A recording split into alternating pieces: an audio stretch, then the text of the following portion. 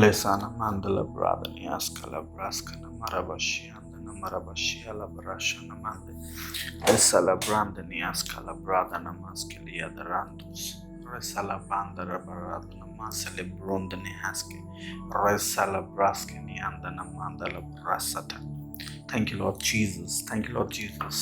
और एक बार फिर से आपको स्वागत करता हूँ यीशु मसीह के नाम से।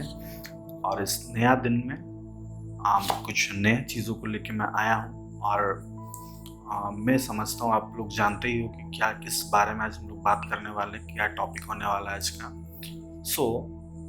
टॉपिक है आज का body, flesh, spirit and soul. Basically मैं इसको 2 या 3 पार्ट में भी मैं बनाने वाला हूँ, या 3 पार्ट में मैं इसे आपको बताने वाला हूँ कि क्या होता है। और एक चीज़ श्योर है कि मैं जो आपको बताने वाला हूँ ये आपको पहले से नहीं पता। अगर आपको नहीं पता है, क्योंकि मैं जो बताने वाला हूँ आपको, मैं आपको सवाल करूँगा और मैं आपको टाइम दूंगा कि आप नीचे जाओ और कमेंट करो कि ये चीज़ क्या है, या ऐसे क्यों है, ऐसा क्या है। और आपको नहीं पता है, कोई प्रॉब्लम नहीं है। हम लोग हैं कि हम लोग सीख पाए। परमेश्वर ने हमको ये नॉलेज, ये रेवलेशन और ये सारी चीज़ें इसलिए दिया है कि हम दूसरे के लिए आशीष का कारण बनने पाए। और दिस इज़ द रीज़न जो कि हम लोग वीडियोस बनाते हैं और छोड़ते हैं आपके लिए। हमें ये समझना पड़ेगा सबसे पहले कि जो हम लोग कहते हैं स्पिरिट और जो हम लोग कहते हैं सोल, प्राण जिसे हम कहते हैं, इसमें अंतर है या नहीं। तो अगर इसे हम लोग को समझना है तो सबसे पहले हमें ये समझना है कि ये बना कब था, ये बना कैसा था, और फिर हम लोग इसमें देखेंगे कि होता क्या है। ठीक है।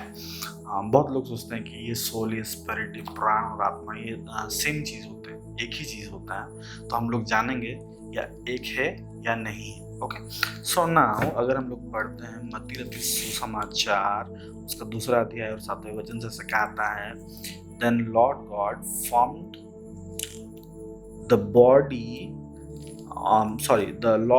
then the Lord God formed man from the dust of ground and breathed into his nostril the breath of life, and the man became a living being. Right. तो पहले परमेश्वर ने क्या किया, बाइबल बतलाती है कि परमेश्वर ने पहले क्या किया, मानव को कैसे बनाया, मिट्टी को लिया और क्या किया, उसे एक शेप दिया और फिर क्या किया, उसमें सांस फूंक दी।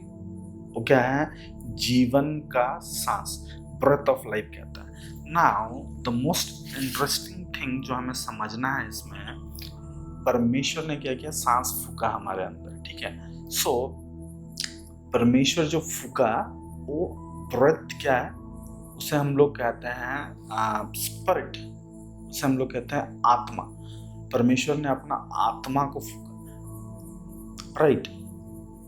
तो जब परमेश्वर ने अपना आत्मा को फूका तो मानव जिंदा हो गया। इसलिए हम लोग कहते हैं कि जब एक शरीर में क्या है, आत्मा नहीं रहता है तो मर जाता है। तो अब सवाल ये उठता है, अगर ये स्पिरिट है जो कि परमेश्वर ने हमें दिया है, तो ये सोल क्या होता है, ये प्राण क्या होता है, ये मन क्या होता है। ठीक है।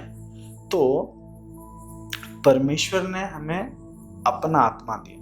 इट मीन्स कि आपका खुद का आत्मा नहीं होता, जो जिस कारण आप जीवित हो, जिसे कहते हो आप आत्मा है, वो आपका नहीं, क्योंकि वो परमेश्वर ने फूका, वो उसका स्पिरिट है, उसका आत्मा है। तो जब आप मरोगे तो क्या होगा, ये जो सोल है ये किसका है, ये परमेश्वर का। तो आप जितने भी पाप किए हो, जितने भी गुनाह किए हो, जितना भी परमेश्वर के विरुद्ध काम किए, अब इसका सजा आपको कैसे मिलेगा। जैसे बाइबल में बतलाती है कि एक स्वर्ग है, एक नरक है, हेल है। अब हेल में जाएगा अगर परमेश्वर का आत्मा है, जो परमेश्वर का दिया हुआ है, वो लौट के किसके पास जाता है, परमेश्वर के पास चला जाए। तो जब परमेश्वर का आत्मा आप में है और आप मरते हैं, तो आप परमेश्वर का आत्मा परमेश्वर के पास चला गया। नाउ वो क्या है, जो नर्क में जाएगा, या अब जैसे भी किए हो, जो कुछ भी किए हो उसके अकॉर्डिंग स्वर्ग में या नर्क में जाएगा। वो है क्या एग्जैक्टली?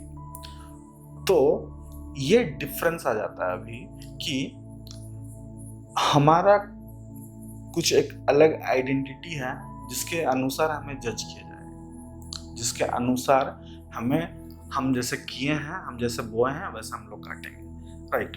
सो अब जब सोल का बात आता है, इसका बिगिनिंग कहाँ पे?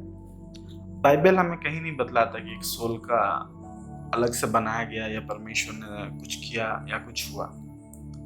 बट मैं जैसे समझता हूँ और परमेश्वर ने मुझे सिखाया है कि जब परमेश्वर का आत्मा और शरीर में या फिर ये दुनिया का कुछ जो चीजें होते हैं उसमें जब ये दोनों मिलते हैं, एक तीसरा प्रोडक्ट पैदा होता है। जैसे हम लोग का जिन लोग केमिस्ट्री पढ़ते हैं, साइंस पढ़ते हैं, उन लोगों को पता होता है रिएक्शन होता है, क्योंकि जब दोनों चीज मिलता है तो एक तीसरा चीज जरूर पैदा होता है।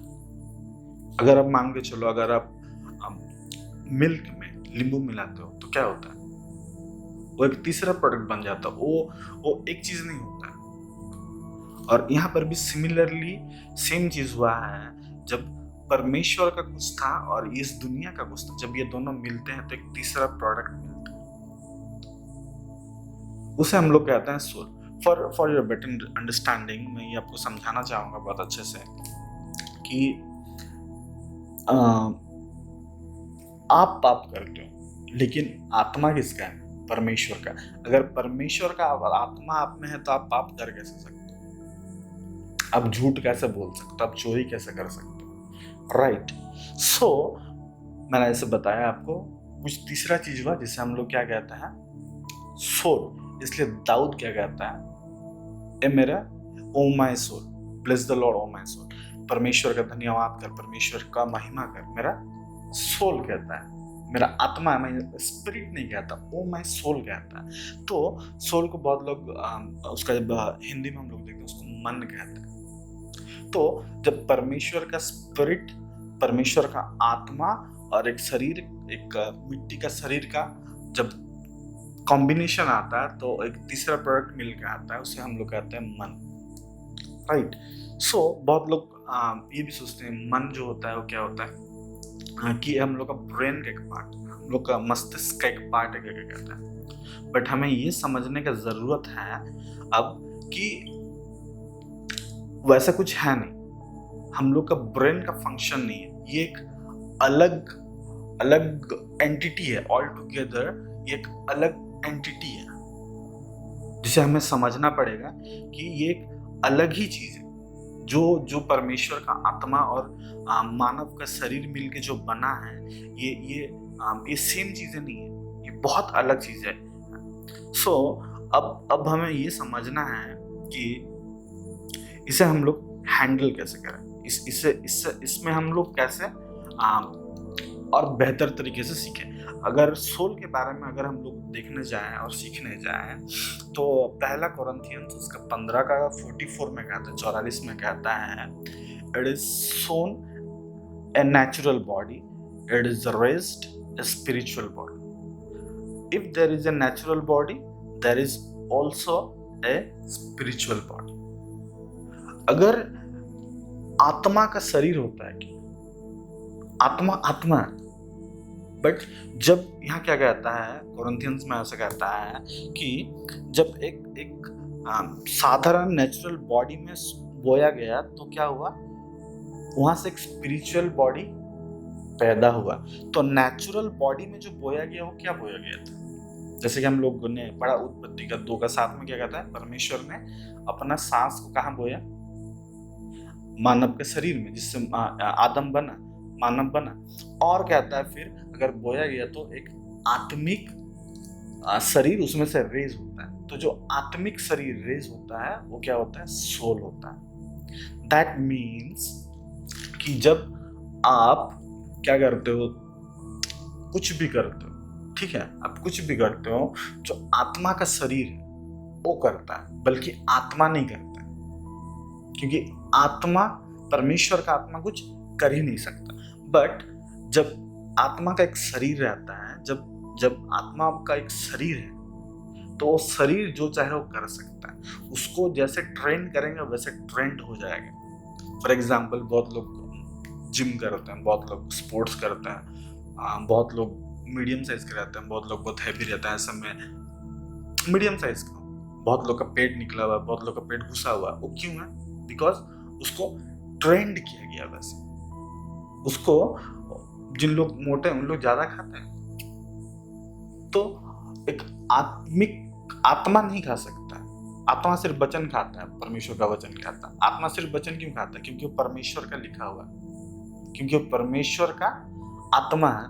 तो वो जो है परमेश्वर का रिलेटेड जो चीजें उसे खाएगा। इसलिए उसमें से क्या होता है कि मानव सिर्फ वचन से खाना से जिंदा नहीं रहेगा, बल्कि वचन से जिंदा रह सकता है।